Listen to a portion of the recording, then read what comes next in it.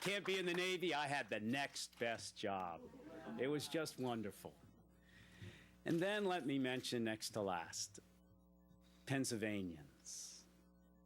You know, if someone said to me, start it all over again, and you know how the ending was going to be, start that year and a half again, I'd do it even knowing the ending, in a heartbeat, in a heartbeat.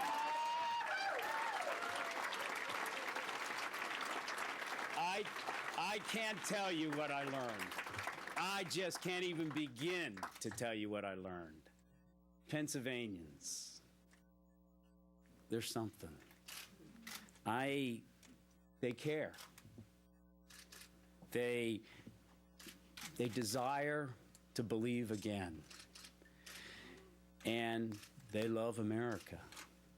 Yes, and that memory, the last year and a half, is going to find a home inside of me in the grandest sepulcher of all, the heart of a Pennsylvanian. I love that.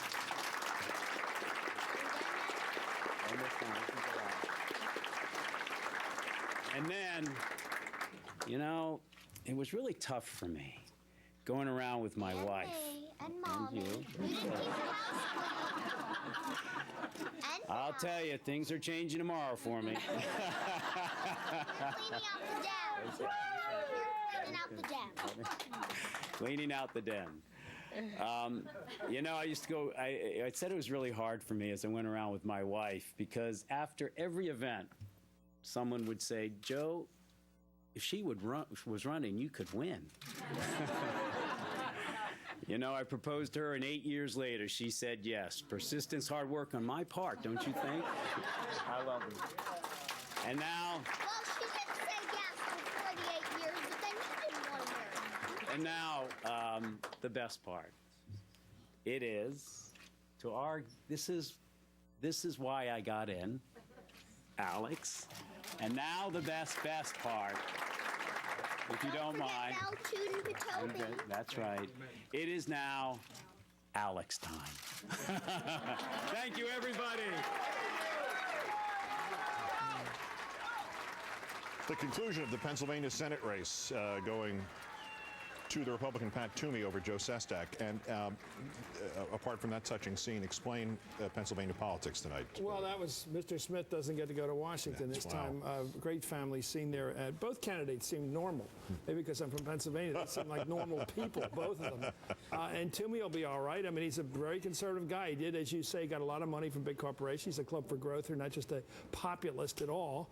But I got to hint it. I mean, Sestak is not a popular guy with the organization people, not a popular guy with the establishment people. He had a battle with Arlen Specter. He pulled an upset there, winning most of the counties. It's a gutsy thing, and people have to run. I mean, this country's run by the good people that run it, and the bad people are there too. But you got to run. And he ran, and he did all he could do. It will be. And I am very impressed by Joe Sestak's guts, because he didn't have anybody asking him to run, and he ran and he did a really good campaign in a brutal year. And everybody knows, and he'll know it as long as he lives, that he would have won in a good year for the Democrats. And Toomey won, and it's a bad year for the Democrats. It's like 1994 when Santorum came in. It's one of those years where Pennsylvania, which is a generally blue state, no more conservative than a purple state, went red this time. It's an odd year. Toomey ran the right year to run, but to his credit, Toomey's tried before. He lost a heartbreaker to Arlen Specter last time. He came back and did what he had to do to win this race, and looked to me like a clean race, and he won it. And you couldn't ask for a better Democratic candidate. If you were designing a Democratic candidate, you'd say, okay, how about military veteron? Well, 30-year admiral. Well, would you go for admiral? Would you go for a 30? No, that's impossible. That's going too far. You know, I mean, the guy was one everything you could ask for. potential candidate that might have been better, but you never know. Ask us to bet on that.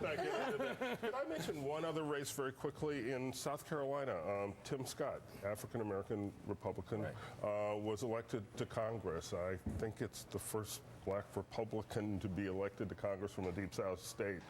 probably since Reconstruction. I was going to say.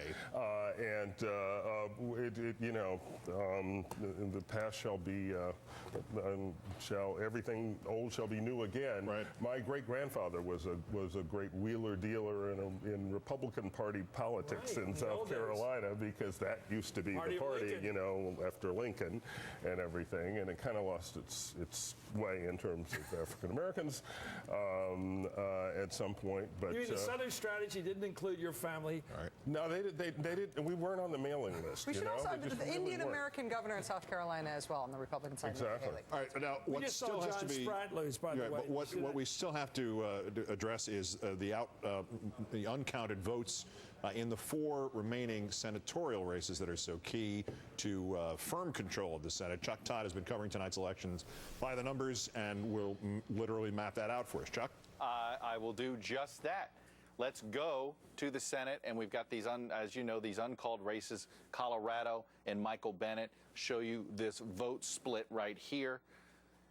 Michael Bennet, a very narrow lead at this point. You're looking at about 8,000 votes. I'll show you the counties in a minute that are missing, but they're both Denver suburbs. That could portend well for Mr. Bennet over Mr. Buck in this case. The other incredibly close race here is the Florida governor, which also we haven't been able to count. And it could be we have to wait till all the vote is counted to get it in. As you see, it's getting narrower and narrower here. 100,000 vote difference. But let me show you where these votes are missing. First, I'm going to pull up here our county maps so you can see it. This is Florida, and I can tell you this: what is missing is in some big Democratic areas in South Florida. Palm Beach County and Dade County both have about half the vote not counted, and the sink votes, the Democrats believe they're going to close that gap. The question is, can they close all 100,000 of that gap? That's not clear. Now, let me take you to Colorado Senate, because obviously I told you about this. Well, what is missing out of there are suburban counties, Arapahoe and Jefferson. They're right over here. I'm going to draw it over here. Those are what's the big counties that are missing there, and these are the suburbs. And the question is, tonight in House races, Republicans did pretty well in the suburbs. In these Senate races, though, we've seen that Democrats have held strong in these suburbs. What's it going to be for Bennet and Buck in this case? Buck has done well. Colorado's in the Denver area, Democrats do very well. Everywhere else is where Republicans do well. The question is, how far into the suburbs can Republicans creep, and how far out of the suburbs can Democrats creep in order to win races in Colorado, guys? Excellent. Thank you, Chuck. Yes, sir. Really insightful stuff. All right, we're going to take a quick break and then check back in on Nevada as our midterm 2010 coverage continues from MSNBC.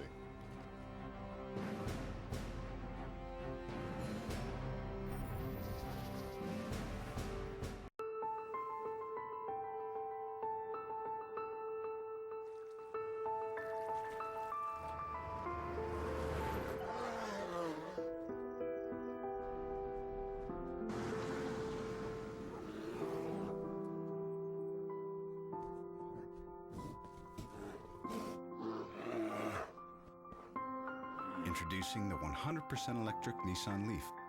Innovation for the planet. Innovation for all. 1, 2, boom!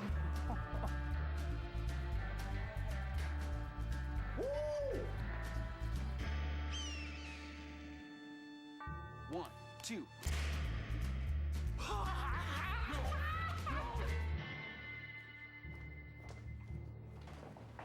Hong Kong. Thank you for joining us and working together in all kinds of ways. Together, we are the Human Network. Cisco. Hey, babe. Oh, hi, honey. So I went to the doctor today, then picked up a few extra things for the baby. Oh, boy. I used our Slate card with Blueprint. We can design our own plan to avoid interest by paying off diapers and things each month. And for the bigger stuff, we can pay down our balance faster to save money on interest. Bigger? Bigger. 1, 2, 3. Slate from Chase gives you extraordinary control over how you pay for life's surprises. Triplets. Slate customers pay down their balances twice as fast with Blueprint. Hi. You know, if we held that FedEx office printer presentation, they could have shipped it too. Saved ourselves the hassle. I'm not too sure about this. right. Never kick off with sales figures. Kicking off with sales figures. I'm yawning. I'm yawning. some more. And I see your point. We understand you need a partner who delivers convenience. Next time, use FedEx Office. When I was 16, I was hired as a cashier at the Walmart in Marinette, Wisconsin. That first job launched my career. Since I've been with the company, I've been promoted 10 times over the span of 11 years. Today, I'm a divisional learning and development manager. We can actually help people develop in their own careers. My job allows me to make a difference in the lives of almost 100,000 associates in the Northeast. If you think about it, it's almost 8 times the size of my hometown. My name is Nick, and I work at Walmart. Be the hero of family dinner with Boston Market's all-natural rotisserie chicken. Delicious sides, cornbread, and a free dessert. Just $5.99 per person. Your family feast is in the bag. Boston Market. Your table is waiting. Light up your season with a brighter, whiter smile. With Crest 3D White Professional Effects, you'll start seeing a whiter smile after just 3 days. For a smile that's sure to stand out. Crest 3D White Professional Effects White Strips. This is Stephen, a busy man. His day starts with his arthritis pain. That's breakfast with 2 pills. The morning is over, it's time for 2 more pills. The day marches on, back to more pills. And when he's finally home, but hang on, just 2 Aleve can keep arthritis pain away all day with fewer pills than Tylenol. This is Stephen, who chose Aleve and 2 pills for a day free of pain. And get the all-day pain relief of Aleve and liquid gels.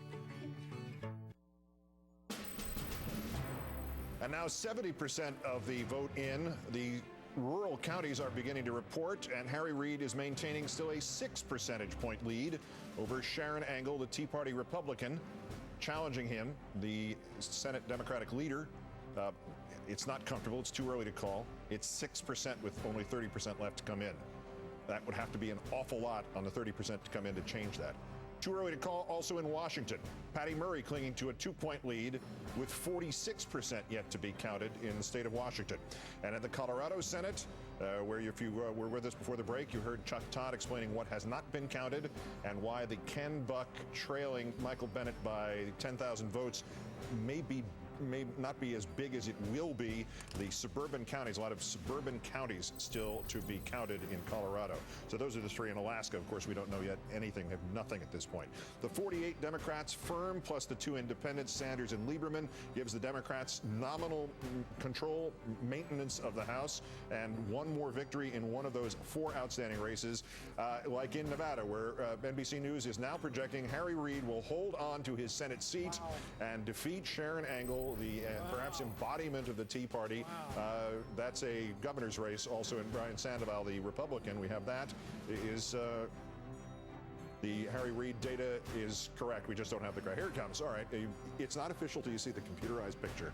And there he is, smiling officially. The incumbent Harry Reid, after one of the great, epic, and crazy senatorial races of our time, staying put with 30% yet to go. They're obviously in the last 10% that reported as we began to see those rural counties coming in. There was no real indication that Sharon Angle was going to be making up that difference to any great degree, although it may wind up much closer. And there's your big number, 49 pure Democrats plus Bernie Sanders, independent, the firm caucuser with the Dems, and Joe Lieberman, makes 51, and still the remaining ones, 3 of them to be decided in Colorado, in Alaska, and in Washington State. So first out to Las Vegas and Harry Reid headquarters and Ed Schultz, and there you have it, huh, Ed?